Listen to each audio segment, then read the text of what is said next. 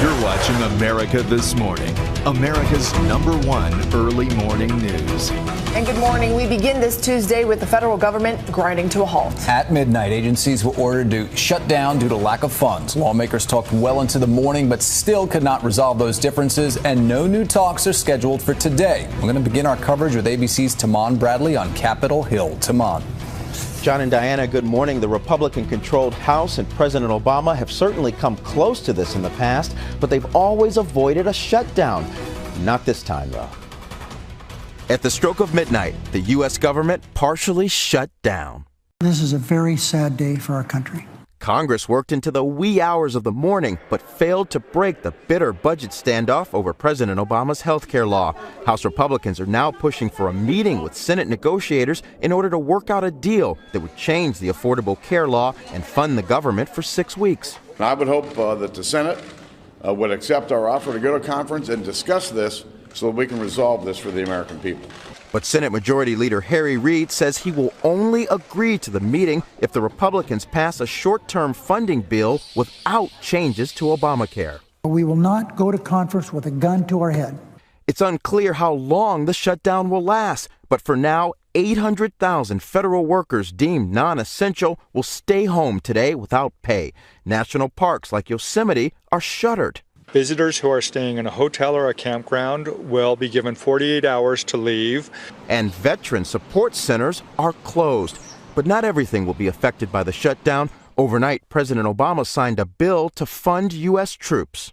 If you're serving in harm's way, we're going to make sure you have what you need to succeed in your missions. Overnight, a tweet from President Obama's Twitter account saying that despite the government shutdown, the new health insurance marketplace opens for business today. John, Diana. So, Tamon, you mentioned that the president's Twitter account has been active all night. Have we heard anything from Speaker Boehner? We sure have, Diana. Speaker Boehner tweeted. Everyone is tweeting. Twitter exploded on this topic overnight. Speaker Boehner placed the blame on Senate Democrats. He said they are unwilling to discuss the problems with Obamacare. That hardline position, as well as Democrats' unwillingness to budge, is how we got to this mess. All right, Tamon Bradley live on Capitol Hill. Thank you.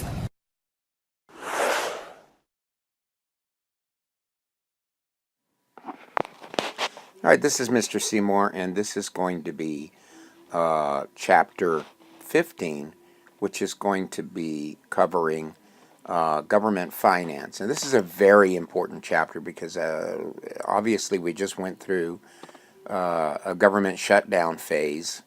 However brief, it was incredibly disastrous on our economy, and it could have been even worse, and we're unless we get this overall problem solved in terms of government finance, we're going to have more and more of these brinksmanship actions that are going to necessarily hurt our economy more than help it. And so we need to look at exactly how the government is financed and how the decisions to finance are made. And that's what we're going to do in this chapter.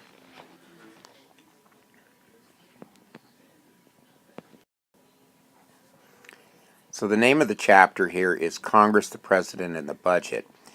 The chapter is really going to allude to the fact that it takes actions of both the executive and the legislative branch in order to truly fund the government and do it appropriately.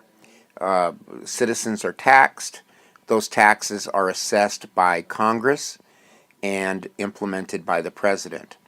The president is the one that decides or suggests the budget, and then the budget is approved by the Congress and then sent back to the president for signature. The problem is that the full Congress hasn't been able to agree on a budget in many, many years, so we've had what are called continuing resolutions, which are just basically short-term, kick the can down the road decisions. And the more that we have these continuing resolutions, the worse that we seem to be getting in terms of decision making.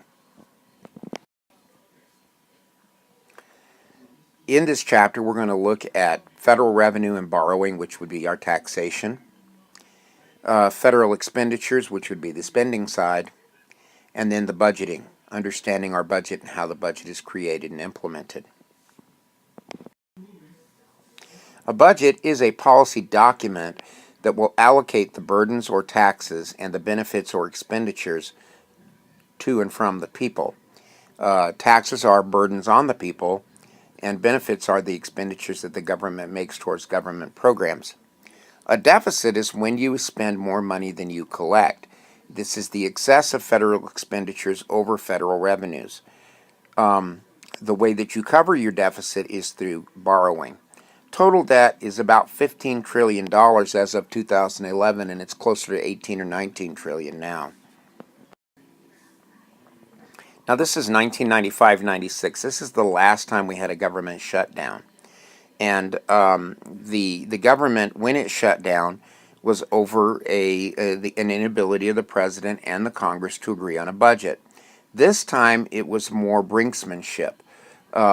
The continuing resolution was going to be passed only by the House only if the president would back down on the implementation of Obamacare.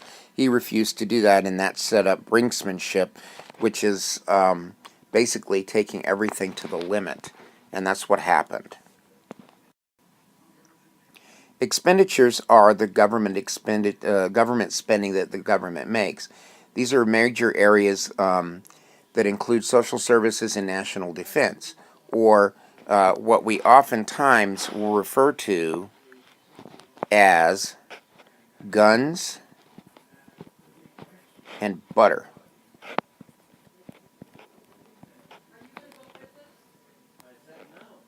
Now, guns is going to be national defense. Butter is usually your social services. And economically, we generally can't spend, whatever we spend on guns, we can't spend on butter, and vice versa. That's been the normal understanding. We have had presidents in the past that thought that we could do both, and what you end up with is huge amounts of spending. All right. Now, revenues are the financial resources of the government, and these include income tax, Social Security tax. Social Security tax is what you pay into your Social Security by way of FICA. This is what they take out of your paycheck. Now, FICA is a contribution between you and your employer. Your employer pays half and you pay half. And it has been about 6.5% in the past.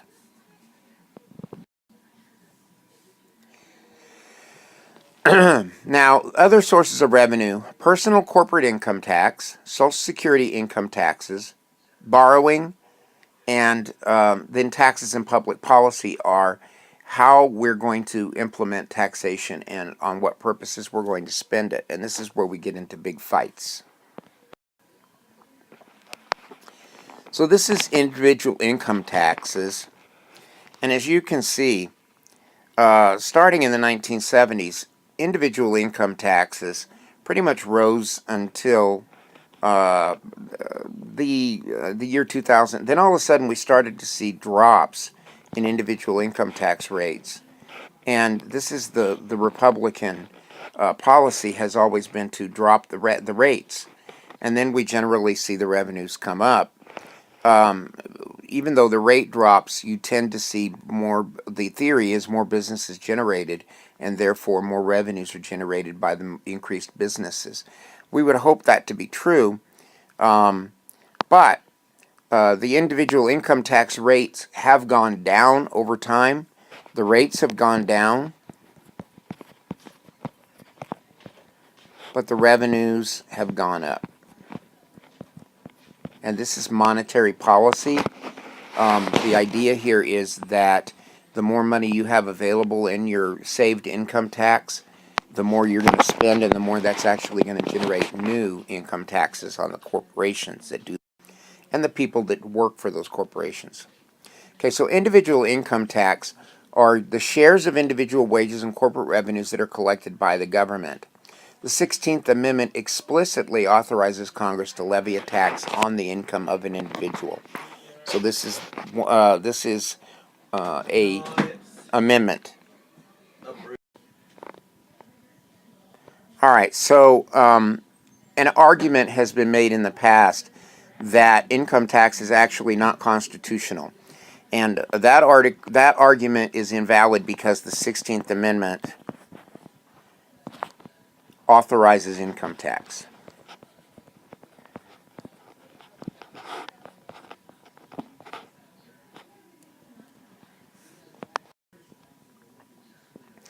Social Security taxes or social insurance taxes are what we call FICA. This is half by employer and half by employee.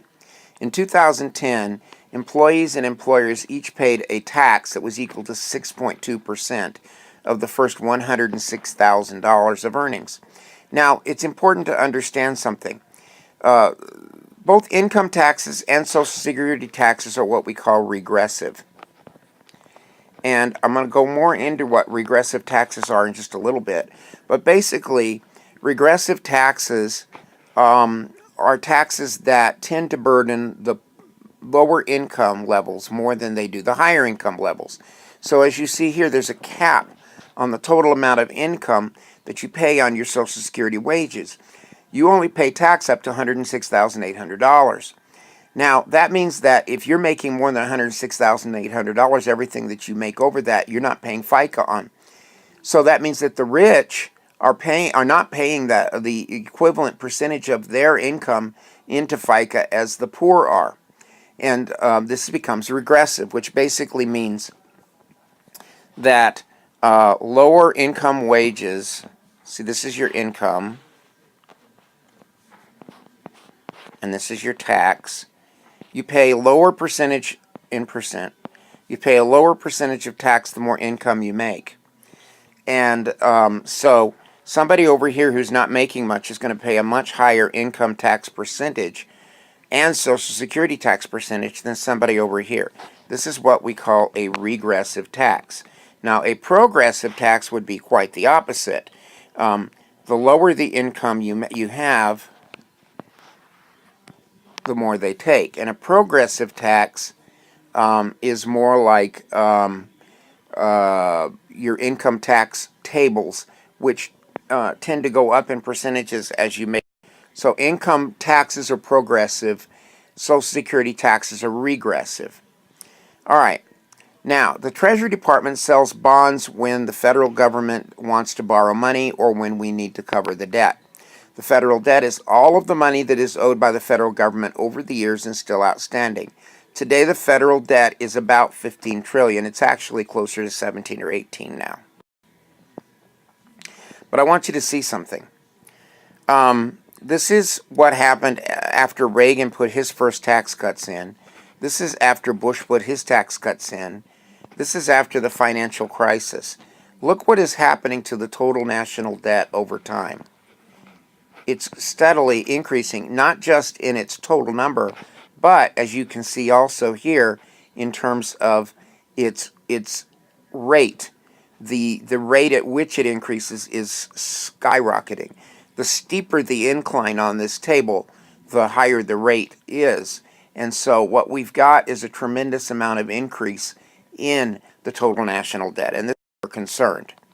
Now, expenditures on taxes. Revenue losses from special exemptions or exclusions or deductions are allowed by federal income tax law are considered tax expenditures. These are federal government expenditures. It's the same as social welfare.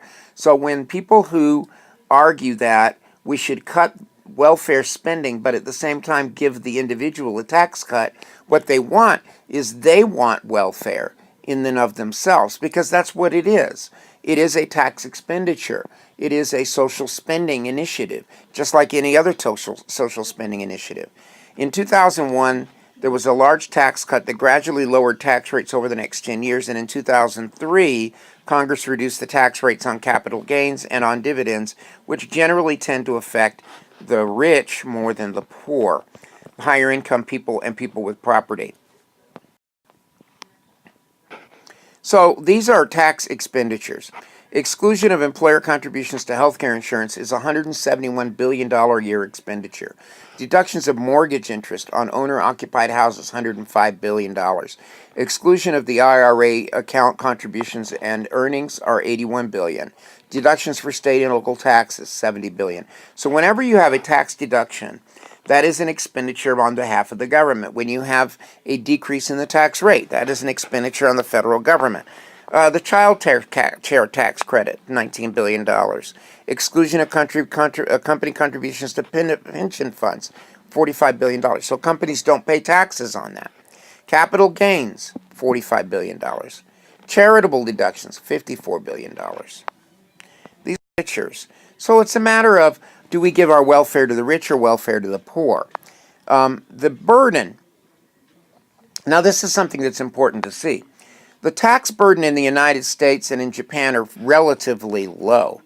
The tax burdens in places like Sweden, Denmark, France, Norway, and Italy are relatively high.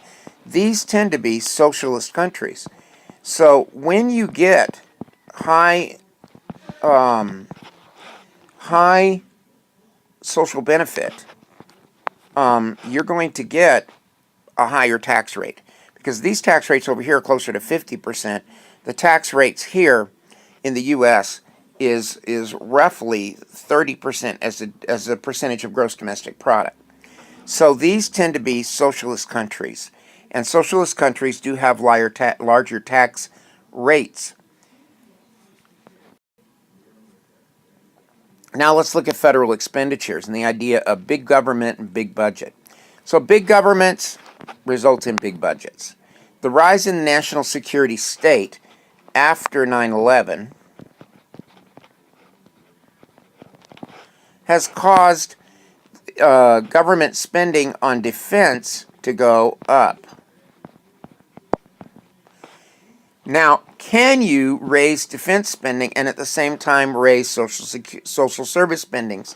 So we've had to lower social service spending, and that's gone down. Incrementalism is uncontrollable expenditures that tend to incrementally increase. And these are things like Social Security. Now, when I say social spending has to go down, I don't necessarily mean that the total amount of social spending goes down, because it's obvious here that it hasn't. It's gone up incrementally.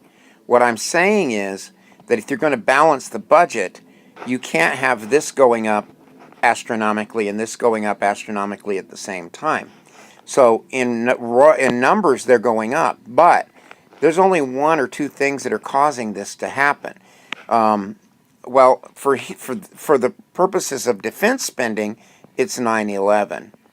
Okay, national security. But this is being caused by Social Security and Medicare, particularly Medicare. Now, these are considered entitlements. And entitlements mean just that. You're entitled to that money regardless. Once you're on Social Security, you're on Social Security. The government can't decide not to give you your Social Security. And so that's where the entitlement part comes in. So when I'm talking about is increases in social spending, I'm saying social welfare programs. Those are getting cut. Yes, so total social spending is going up uncontrollably, but that's going because of entitlements, particularly Social Security and Medicare. Now remember, I told you that you're invited to this big party, and everybody else is having the champagne, the lobster, and the steak, and you're eating a hamburger. Well, this is where it comes to social programs in terms of things like helping to pay for child care, or helping with those that are poor. Those are going down, while entitlements for Social Security and Medicare are going up. So if you're going to have big government, you're going to have big budgets, and big budgets have to pay for those services. And when you look at it, the national government spending alone is 25% of the GDP. Okay, 1/4. And the states are equal to about 1/8, or 8% actually. So 25% to the federal government and 8% to the states. Now, when you get into the issues of federalism, this is important because that means that the federal government has more and more say over the states on federal spending, and that means they have more control. Now, in the 1950s and 60s, the Department of Defense got more than 50% of the federal budget. But since the 1960s, social services have outnumbered, particularly Social Security, have outnumbered defense spending. And this is why government has grown. Here we're looking at trends in defense spending. Under Reagan, we had a sharp increase in the 70s and the 80s, 80 to 90. Then all of a sudden, the war on terror begins, 9/11. And here's where we've had this huge increase in defense spending. This is one reason. Things like the stealth bomber, which is a flying batwing, an unusually shaped plane that cost over $2 billion per plane to make in the 1980s. So we talk about the rise of the social service state. The biggest federal spender is income security. Income security meaning Social Security and Medicare. Because we have this aging population. And this is a reason for government growth. Now, this is the Johnson administration.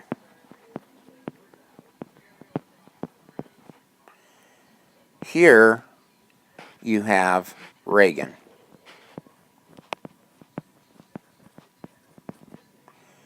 Here, Clinton. Here, Bush. And here, right in here, is Obama.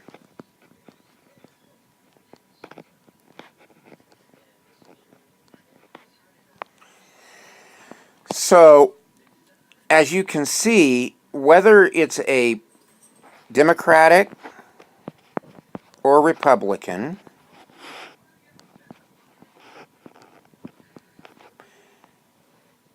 overall social spending's gone up. Even under Reagan, he tried to control social spending, workfare, trying to reduce welfare. Even under him, the social spending went up. Why? Because our population has been aging and our social security spending and our Medicare has been going up since Johnson. Now, incrementalism. Incrementalism is the budget process by which we think that the biggest predictor of next year's budget should be this year's budget, and the budget should always go up. And that means we always increment. And when we have incrementalism, you're going to have borrowing and debt. According to Aaron Wildavsky, most of the budget is a product of previous decisions. We always want more, never less. We never look at, did we use what we had correctly the last time before we decide to put more money after it? That's incredible. The policymakers spend very little attention on the base of the budget, which is basically, what do we need?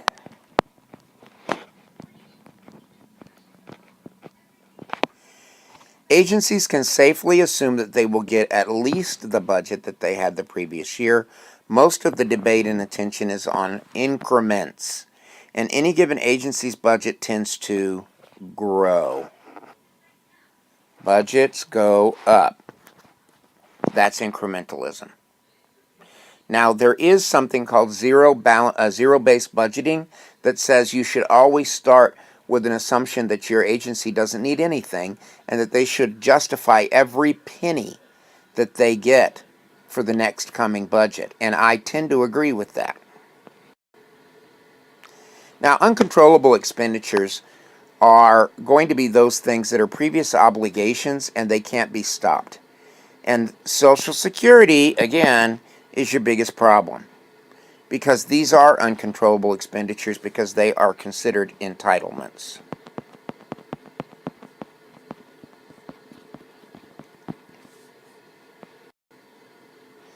Entitlements are policies where Congress has obligated itself to pay for a certain level of benefits to a certain number of recipients, and these benefits never go down. Always up. Because we So now let's look at the budgeting process itself. The process of democracy in budgeting and the budget in the scope of government. A lot of politicians spend money to buy votes, and that money is coming out of the federal coffers. Bigger budgets are being caused because many groups and people ask for government assistance. Everybody wants a piece of the pie. People like government programs, but they don't want to pay for them. So you end up with deficit spending and federal debt. We all want the benefits, none of us want the burden. The size of the budget is the scope of the budget. So we can tell that the scope of federal government is going up because the budget is going up. The bigger the government, the bigger the budget.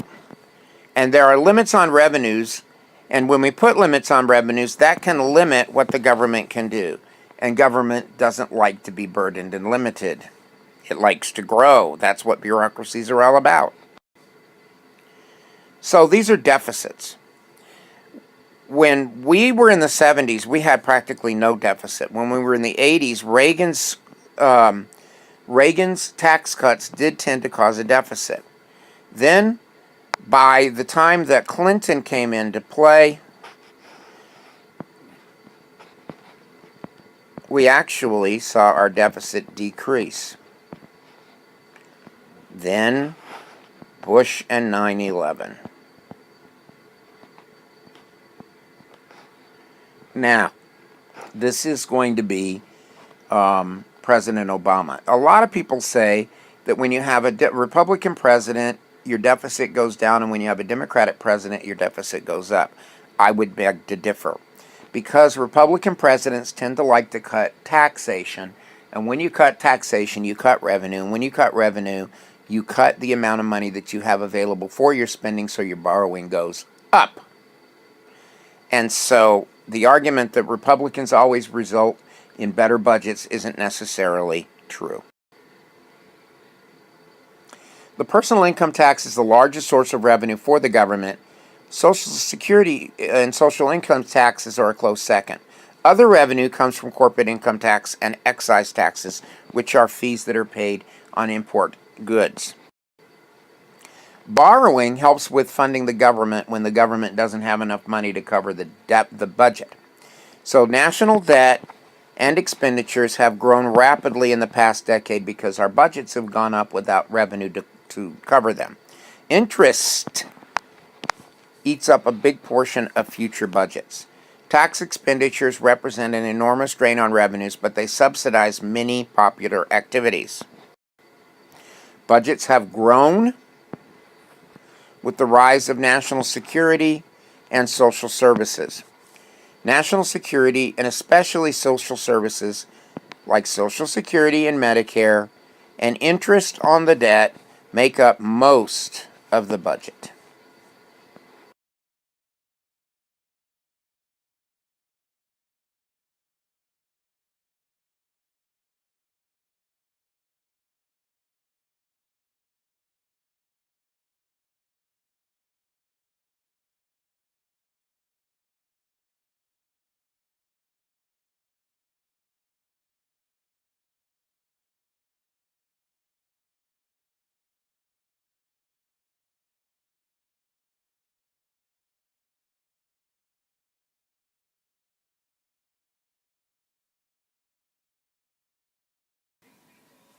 Budgets in a democracy tend to grow because the public and organized interests demand new and larger public services. It's all about public services, but no one wants to pay.